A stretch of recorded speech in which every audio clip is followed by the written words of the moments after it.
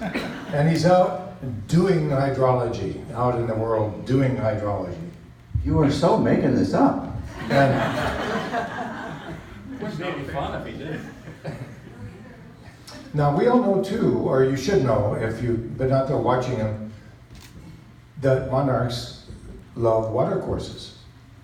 I put it in Chasing Monarchs that they're not welded to water courses, but they're wedded to water courses for part of the time, particularly if the water courses are going their way. And once they stop going their way, they're going to take on some other system, some sun compass, which we owe to my brother here, or to some other means of getting along through the countryside. But water courses while they work. Okay, so imagine the picture. Here's this hydrologist going along in his hydrology shoes and checking out the hydrology, right? That sounds real right. Okay. And then there's a monarch coming down the water course, not welded to it, but wedded to it. Yeah. And it comes along and an encounter takes place. And you behold this orange vision gliding through the air. And you take a look at that, and then you take a look at your data book, and then you take a look at the monarch, and you take a look at your data book, and you say, I see a different way. And retirement's coming up anyway, and all of a sudden, a man is smitten. And it changes everything in his life. It changes everything that he's going to be doing here on out. And it changes everything for us because we wouldn't be here today, together, working on these issues and these questions, had it not been for that particular encounter, whatever it really was, and whatever it really was that got you in here today. Now, California and Western monarch study and activism has been contentious over the decades, toxic at times, and very, very difficult at times. Yet somehow, I'd like to think that out of this new beginning for this particular collection of people, we might come to a time when we can disagree. I, for example, would not say that Xerxes is against all careful rearing by any means, but they do happen to be conservative on the issue. We're going to differ perhaps on that, perhaps on some others. It would be a miracle if we all had exactly the same opinion about every example of it, let alone theory. I mean, this guy's theories, I'm not even going to and quite boring. But I do hope that we can come to a time in Western monarchs when a respect for everyone who's doing this work is going to enable us to heal old divisions and promote a positive future. And I can't imagine a person that I've met in a long, long time, Robert, whose gentle demeanor, his general kindness to everyone around him, and I haven't seen you be unkind or uncaring to a single person I've seen you interact with here, who might be the man to take us forward into that more respectful, more positive future. And I just want to say, thank you, Robert. I think you are a guy.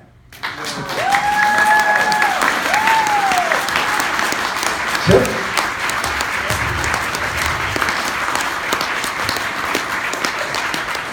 Way to go, Robert. You know, I've got a wonderful assistant back in Lawrence by the name of Ann Ryan. And she's always accusing me of talking too much and too long. I wish she had been here.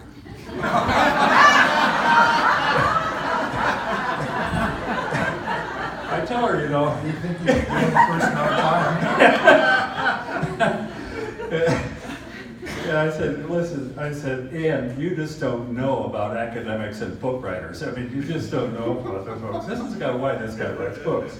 But anyway, one of the things that Bob said, which is really important, but he said it in a different way, is that we need leadership in this world. We've got a leader right here, folks. We've got a leader that really can bring people together. I mean, this is a remarkable achievement.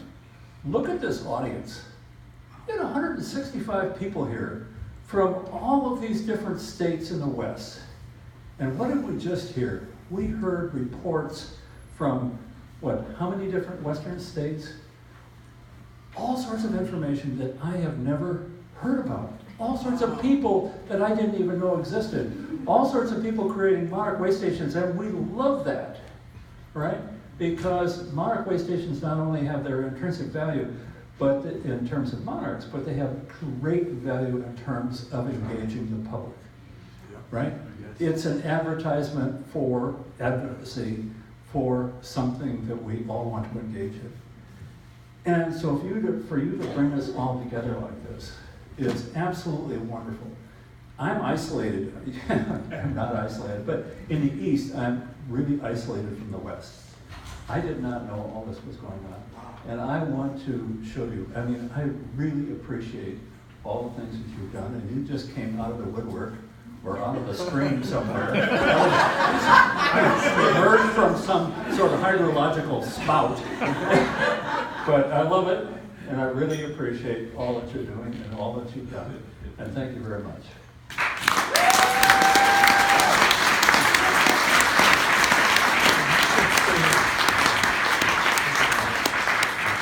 Hold the mic for me, would you please? Yeah, he's gonna. Thank you.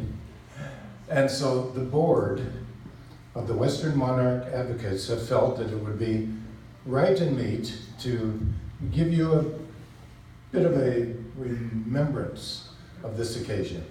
And we would like to present that to you now. So would you close your eyes for a minute, please? Look that way. Okay. And now have that gaze that you had on the water course when that monarch came along. And let me read this to you. This is, as you see, a summit that says Western Monarch Advocates, and it has the wonderful logo of the monarch. No! The monarch in the hands, beneath which it says, Outstanding Achievement Award, presented to Robert Coffan, founder and chairman, Western Monarch Advocates, in recognition of your extraordinary achievements, in recognition of your extraordinary achievements in monarch butterfly conservation and unstoppable effort to reach, okay, and then, I'm sorry, let me read that again because it's not easy to read. I open my eyes. No, 1 minute. Western, 1 minute. Yeah, okay. One more time through where you can hear what I'm saying. In recognition of your extraordinary achievement in monarch butterfly conservation and unstoppable efforts to reach the Western Monarch Associates Summit 2020, may the migration continue open.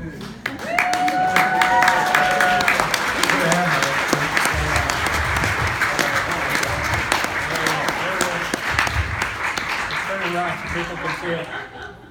You got it.